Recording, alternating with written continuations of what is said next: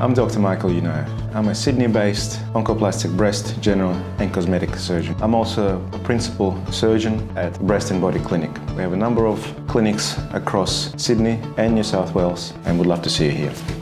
In an aesthetic field, mostly what we see is breasts that are underdeveloped, and there are different degrees of that, and also breasts that are tuberous. Very commonly what you see in that particular scenario is a protrusion of the nipple areola complex without much of the peripheral breast development.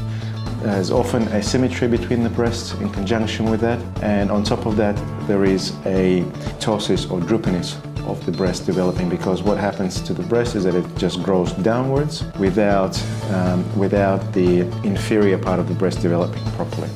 So these patients are very dissatisfied with how they look. It's very obvious from early on, and it plays havoc with their psychological well-being. So breast asymmetry, it's important that we talk about breast asymmetry in the context that most breasts are in fact asymmetrical. The degree of difference is what really brings it to light, or both to us as surgeons but also to the patients.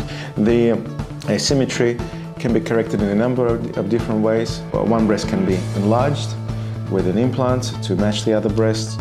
If the other breast is perfect and nothing needs to be done to it, the breasts can be reduced to fit each other, which is quite common.